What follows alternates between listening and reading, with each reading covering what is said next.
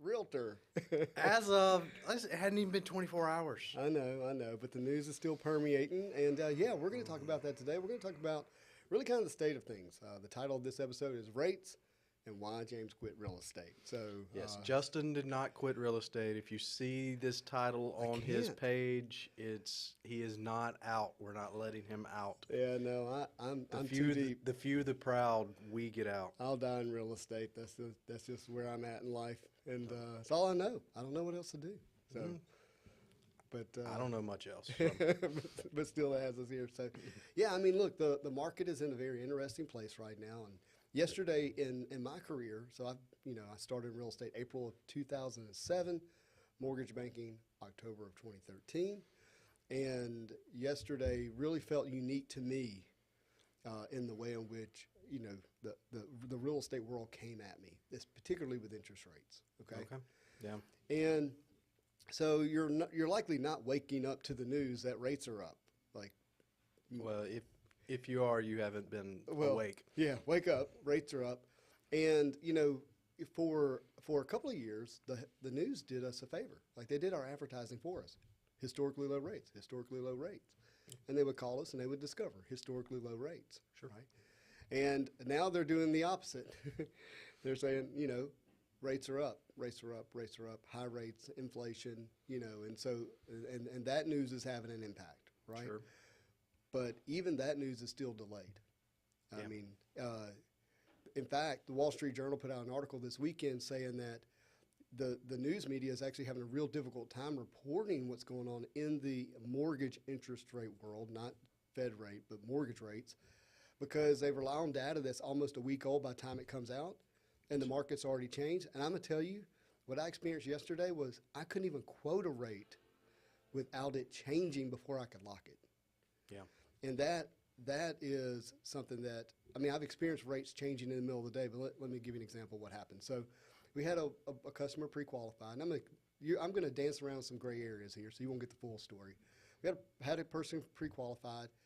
They spend the weekend making an offer, come in Monday, rates are so high compared to when we qualified them that they don't qualify anymore. Wow. Okay?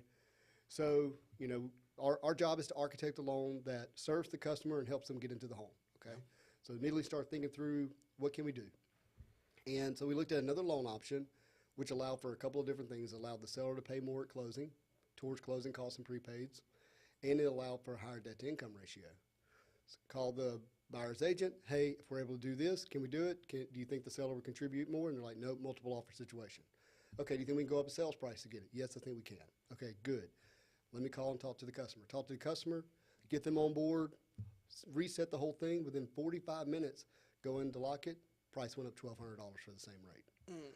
And it had just changed 45 minutes earlier, mind you. So I had waited for a new change, quoted it, 45 minutes later, changed again. Wow. And, I mean, we have to move fast.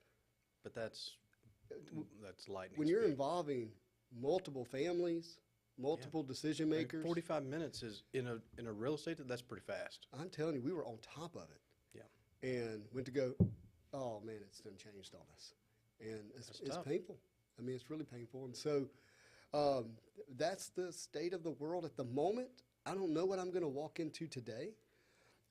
We were monitoring the 10-year Treasury yesterday, and it went up 156 basis points in one day. That's a lot, if you don't know, but that is a lot. That is a whole lot.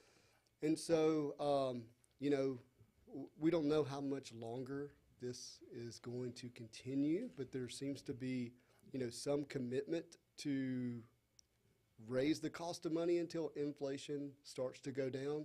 Now, a lot of this is, I understand it, is metrics driven, data driven. Sure. And some of that data is from 2021, and we're now in 2022, obviously. And so when they're doing year-over-year numbers, 2021 inflation was steadily going up, right? Yep. But it was on the way up.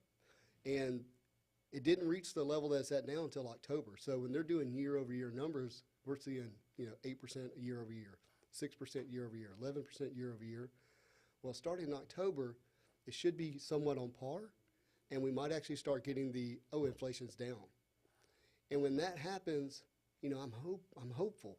Well, I'm not saying I know what's going to happen because I don't. I didn't think this was going to happen.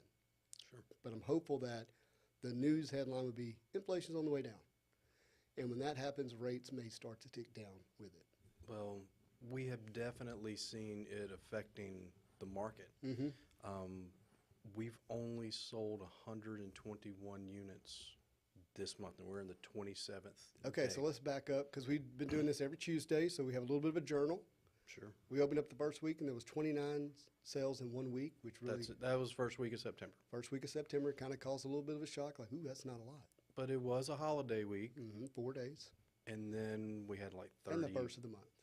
Right. Yeah, the first of the month for y'all, like the end of the month is usually the heavy end. Everybody's trying to get it in. People like to move at the end of the month, et cetera. All you bankers want to get paid at the end of the month. So True. anyway, it is true. Realtors like to get paid too all the time. Yeah. So we want to close today. Yeah. But it's getting to the point like we're looking at, we only have 3 or 4 days left in the month. We're going to have the fewest sales most likely since 2019. Okay. And 2019 wasn't a terrible year. Okay. Like, it wasn't a bad year in Nope. real estate. But compared to where we've been, Yeah. it's going to be, yeah. And I think, you know, when we say compared to where we've been in it long enough that people have likely adjusted their lives a little bit to it. Well, the entire market's adjusted. Yeah. And so this week or this month, the average home sale price is down to $228,000. So it was around, for me, around 244, 250. Yep. You know, so that's 20,000. Yep. Roughly. No, not quite, but getting there. That's getting really close. Yeah. I mean, just last month we were at 240. And that's our median. We've had this conversation Well, before. that number that I stated was average. Average. Okay. And median's below that a little bit, Okay. but that's comparing averages. We are down $15,000 to $20,000 over what we saw just a few months ago. Just a few months ago. And here's a really interesting thing. Those closings are not today's rates. You're right. No, we got another 30 days before we see these closings. Correct. So- 30 to 45 days is the way I would posture that because, you know, they got to get pre-qualified and then they got to make the buying decision. Right. Well, if you locked a rate yesterday, hopefully Within 30 days. Yeah, these are October. What we're locking right now are generally October closings. We do have some that are going to be November, December. Right. And we're telling them, like, look, you know, you can lock it and you know what you have, or you can gamble. And maybe it turns down a little bit. And look, that is a risky thing to do. But for some people, they're like, well, it already stinks, you know. Yeah. Well, I'd rather have a chance at it getting. It's just money, Justin. Yeah, I mean, look, I hear you. And man, that thing that's just money does have an impact on people. And so, yeah, so I wanted people to have a sense of like what's going on in the marketplace. I know our realtors that are listening do. Oh yeah. But you know, we have listeners who are not realtors. Well, even the realtors that are listening or even at their thumb on the real estate market, we're not dealing with numbers every day. Yeah. We don't have the client coming in trying to lock a rate. We just want you to get the rate locked and let's go close. That's not our side of the process. And so I think realtors do need to understand how this is affecting them. Yeah. And just take a moment. There is a little thing in our purchase agreements. You know, you're supposed to write down sort of what the interest rate might be. And I've had deals fall apart because somebody wrote something stupid. Yeah. In that particular area. And so we need to know the market. And, you know, when I was doing deals, I'd call Justin once a month and say, hey, what I need to put on this piece of paper. Yeah. And just to keep up with that. So Now you have to call me daily. Well, not you. Yeah, We'll get to well. that in a minute. Yeah. Okay. But I mean, yeah, they're changing. Like I have some sense of what I'm going to wake up to this morning because I get up and I like to read a little bit of the headlines. I've got little, you know, alerts that I can look at. But even still, I think the word that has been in my mind is headwind. You know, like have you ever ran against the wind? Feels like I'm running against the wind every time I run, Justin. First of all, if you don't know who Bob Seger is, he has a great song called Running Against the Wind. It's fantastic. Okay. I highly recommend it. But I remember I lived in Westlakes. And if you've ever been, Westlakes is a subdivision of West Monroe that has hills. And it rolls in there. Hills is a very strong word, but yes, it when you're has running, I promise they feel like hills. for West Monroe, it does have a It is. slight elevation change. It is hilly, and so in the back of the neighborhood, past the lakes or really large ponds, past the lakes, back up on the hill is where I'm running. Okay. And all of a sudden, I see the leaves lift straight up off the ground. Whew. I've never seen that before. And I'm on the phone. Actually, I'm on the phone with someone trying to recruit me, is what it was. And I was like, hey, I think I need to let you go. And so I hang up, put the phone in my pocket, and I start to run down the hill and then in between the two lakes.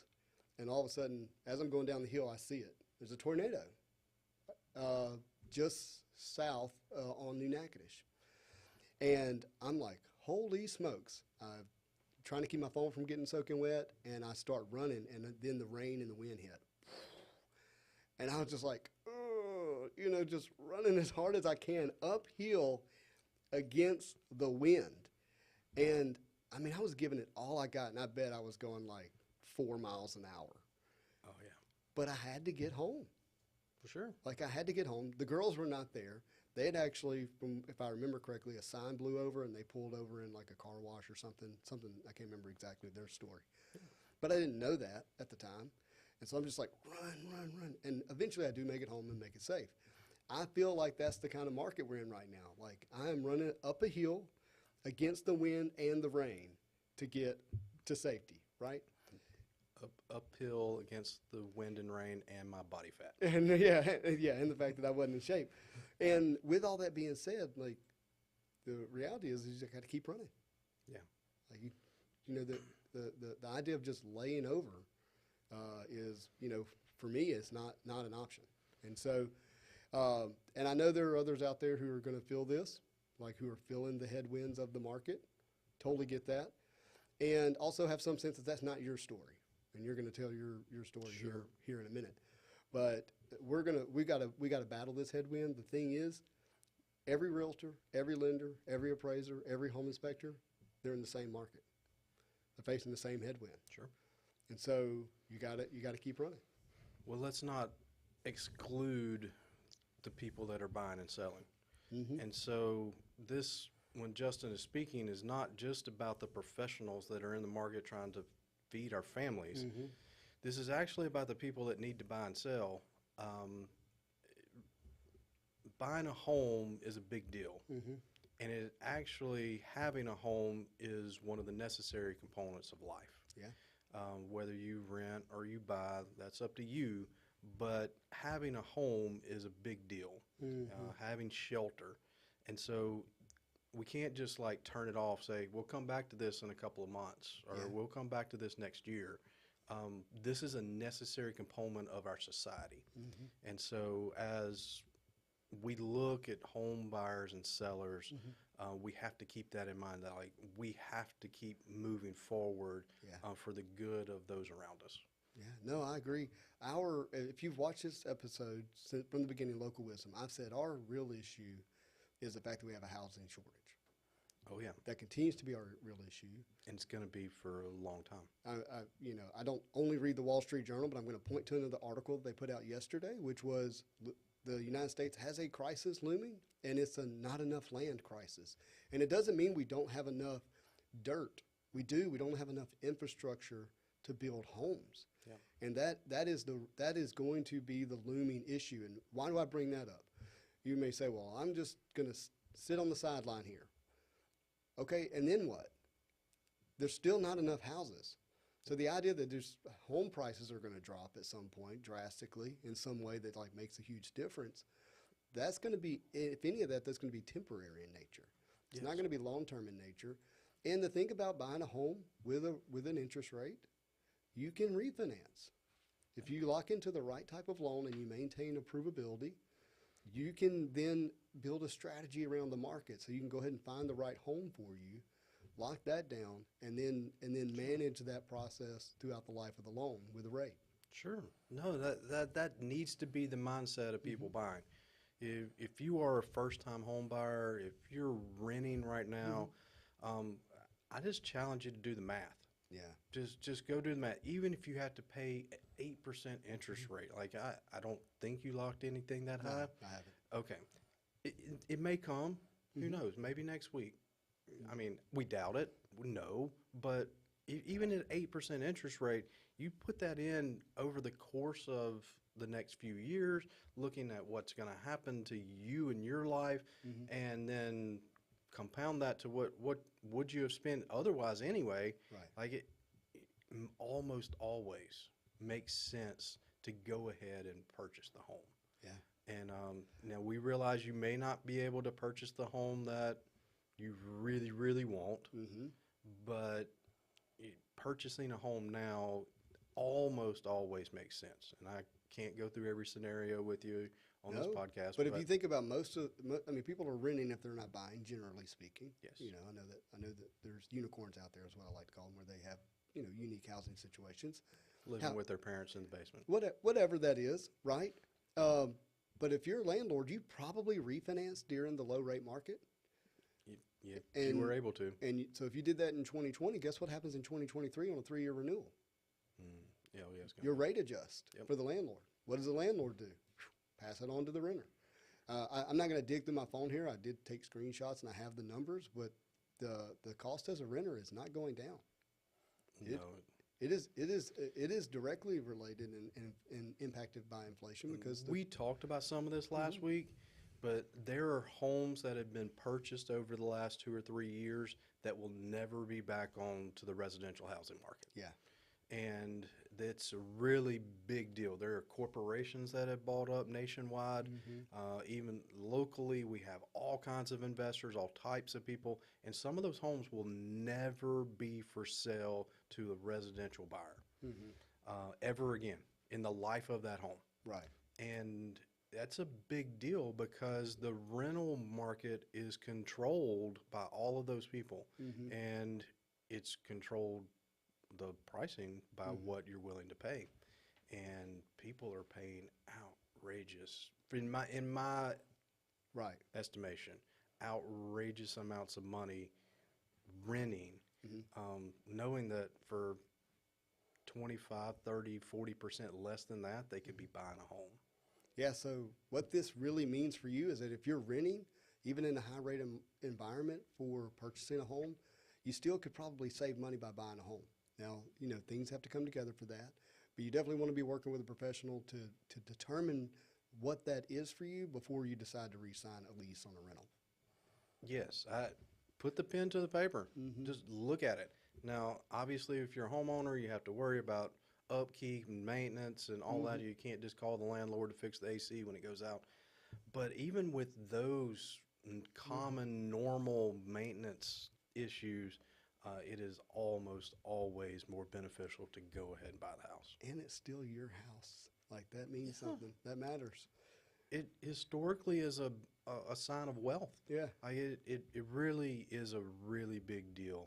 And in some families, it's a huge deal. Yeah. In some families, I challenge you, be the first one in your family to buy a house.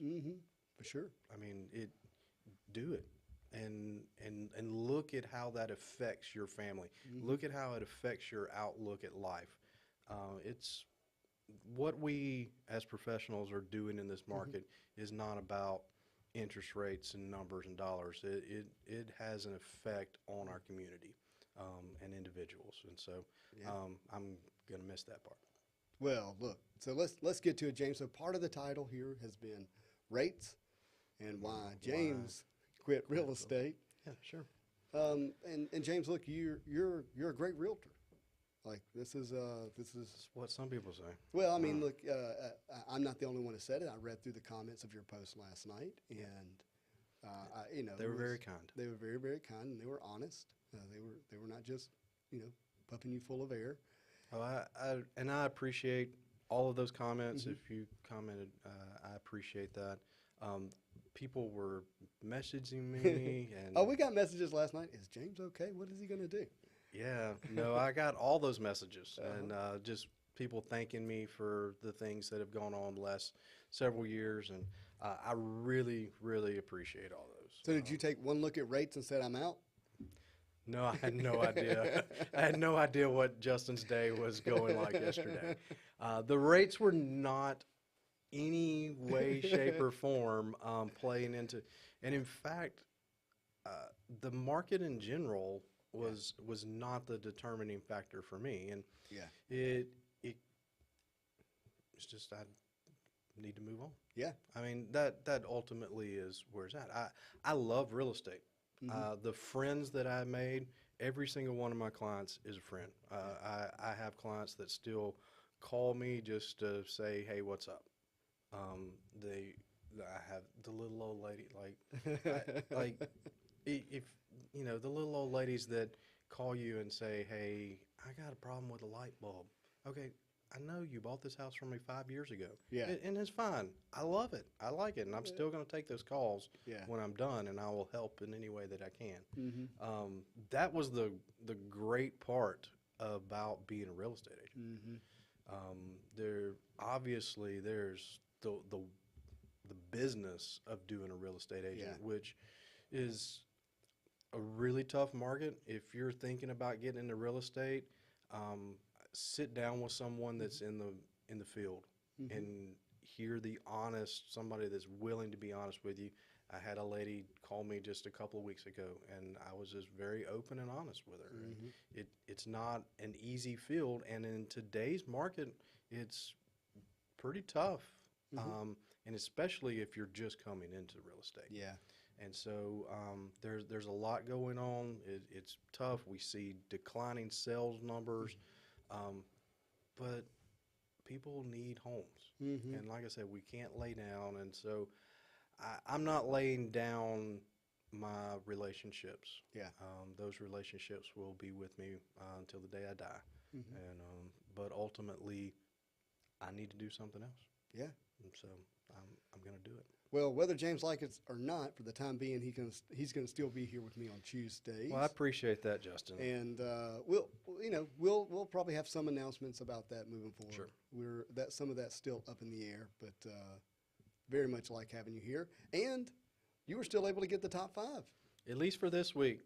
I can no longer show you a house, but this week I can bring you the top 5. All right, let's do it, brother. All right. Well, the top 5, this is a pretty common top 5. Like, we have Calhoun, Ruston, West Monroe, and Monroe. Oh, we cover the whole market just about. Yeah, I mean. For 5. Yeah, from here to Ruston. Yeah. Yeah, not the rest of the market. So, all right, number 5. Listed at $330,000 in Calhoun on Brownlee Road. Ooh. It's sold for $322,500. Very cool. Had a 28-day market time. That's not long at all. No, and sold for $7,500 below asking. Okay. Who's our agent? Brian Bendeley. Good job, Mr. Brian. They were very aggressive with this, and Brian actually has 2 in the top 5 today. So congratulations, Brian. Not surprised, no. Brian. No, Brian's good, but this house actually originally was listed at $337,000. Oh, so he was like, hey, we didn't get an offer. Move. Go. Yeah, no, instant feedback in the market today, and Brian is on top of it, and he's going to show that with his other one. All right, so he's number 4. What do we got? Number 4 is Shane Wooten. He sold in Frenchman's Bend. Okay. Frenchman's Bend. $359,900. It sold for asking price. And our days on market? 79. Interesting. I wonder if most of that was under contract. I didn't look. Is it on the second page? Yeah, yeah. No, it was less than a month under contract. Less than a month. Okay, so he held to his price and got it. Yeah. Interesting. Well, good job, Shane. Yeah, he went 6 weeks before they had it under contract. Now, they could have had it previously under contract and something happened. Oh, yeah, that does make sense. Maybe something fell through and then immediately had to back up. Yeah, but I did not look at the history on that, so That's sorry all right, about man. that. No, you're good. I was trying to do it real quick before they took my access away. But number 3 is in Shudrent. Shooterant, and it's new construction. Yeah. Roy Way Road, listed at 367, sold for 367. Roy Wade Wade Road, Why would they do that? because it's the dude's name. Roy Wade Road. Roy Wade. Yeah. I mean, it's his name. Don't mess with his name. I like the name, but man, when you add road to it, it's like 2 acres. Roy Wade Road. That's Yes. not easy, actually. Look, Roy Wade. RW Road. Roy Wade. See, you did yeah, it. no, it's tough. It is tough. I don't disagree, but don't mess with the man's name. Okay, All right, 2 acres, $180 a foot. nice. Who was that? That was Ashley Robertson. Good job, Miss Ashley. All right. Sold for list price there, and this one sold for list price too. And this is Brian Bindley again on Hartford Place in West Monroe. Man, look at that. Yep, $400,000, $128 a foot, a little over half an acre. Just a nice West Monroe home. Very good. Yeah. And then number one, no dumb. Like we can do it. Dum, dum, dum, Oh, we have some cheers.